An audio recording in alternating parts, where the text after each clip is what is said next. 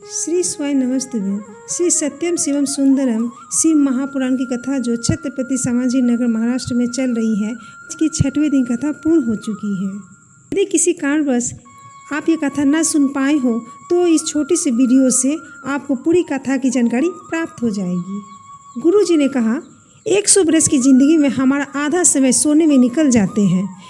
बचे हुए 50 वर्ष में से कुछ वर्ष ऐसे ही भ्रमण करने में निकल जाता है और बचे हुए कुछ वर्ष का समय उसमें हम सुख ढूंढने का प्रयास में निकाल देते हैं।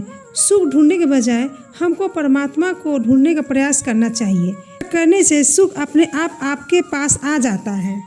गुरु जी ने कहा, लक्ष्मी को हम जितना पकड़ने का प्रयास करेंगे वह उतना ही दूर होती चली जाती है, और अगर हम बिना लक्ष्मी के जीवन जीना सीख जाते हैं तो उतना ही लक्ष्मी आपके पास आ जाती है। गुरु जी ने फिजूल खर्च को रोकने को कहा है। गुरु जी हमें मौन होने को कहते हैं। पर आप लोन ले लेते हैं, लोन लेकर आप फ्लैट ले लो, पर जब आपको किस्त भरने का डेट आएगी तब आप फ्लैट हो जाएंगे। लोन भरने की टेंशन आपको पूरे महीने रहेगी जब तक लोन चूक न जाए। गुरु जी ने कहा, आपको मौन होकर नंदी के पास जाकर बैठ जाना है, भोलेनाथ के दर्शन करना है। गुरु जी ने बताए, जीवन में कितने भी कष्ट क्यों न चल रहे हो, कितनी भी तकलीफ परेशानी आपके सामने क्यों न आ गई हो, तो आप शिवालय चले जाएं। जब शिवालय में कोई न हो या फिर एकांतेश्वर महादेव जो एकांत में हो, वहाँ जाकर आप नंदी भगवान के पास जाकर नंदी के चरण को स्पर्श करके वहाँ बैठ जाए और मौन होकर महादेव को दर्शन करें। महादेव खुद आपकी तकलीफ समझ जाएंगे। आपको कुछ कहने की ज़रूरत भी नहीं है, आप बस मौन होकर महादेव को दर्शन कीजिए। गुरु जी ने कहा, इस वेद व्यासपीठ पर बैठकर सारी जानकारी पुराणों से बताई जाती है। हम कोई भी जानकारी ऐसी नहीं देते जो पुराण में लिखित न हो। सभी जानकारी उपाय जो हम बताते हैं वह किसी न किसी पुराण में या शास्त्र में जरूर लिखी होती है। गुरु जी ने कहा, चाय में शक्कर कम हो चल जाएगा, कॉफ़ी में शक्कर कम हो चल जाएगा, पर आपकी वाणी में मधुरता की कमी नहीं होनी चाहिए।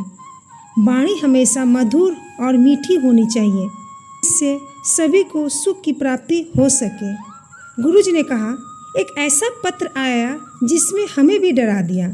यह पत्र क्या था वह भी आप समझ लीजिए। आरती जी ने पत्र लिखी, महाराज जी ध्यान से पढ़ना।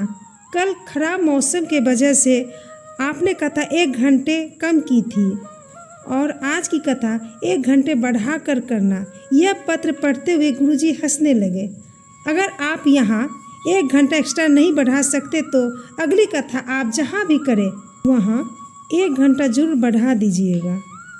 गुरु जी ने कहा, बीमारियों ने घेर लिया हो या कुछ समझ में नहीं आ रहा हो, क्या करे क्या ना करे, दवाइयाँ नहीं लग रही हो, तो बस आपको एक कार्य करना है। एक कलश में जल लेकर, जल आपका घर कहीं होना चाहिए, वहाँ जाकर शिवलिंग पर जल अर्पित करते हुए बोलना है, श्री शिवाय नमस्तुभ्यम या नमः शिवाय या ओम नमः शिवाय मंत्र बोलकर जल चढ़ाए।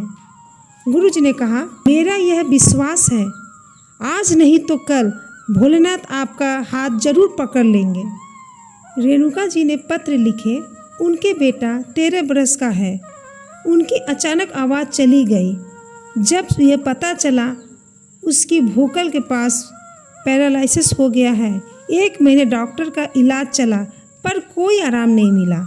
इसके बाद उन्होंने पशुपतिनाथ का व्रत करने का निर्णय लिया। पशुपतिनाथ का व्रत किया और 5वीं बार का दीपक अपने घर के द्वार में लगा रही थी, तभी उनके बेटे की आवाज़ आ गई। दूसरा पत्र, कल एक पत्र आया था जिसमें लिखा था, कई बार टेस्ट ट्यूब भी करवाया पर संतान सुख की प्राप्ति नहीं हुई।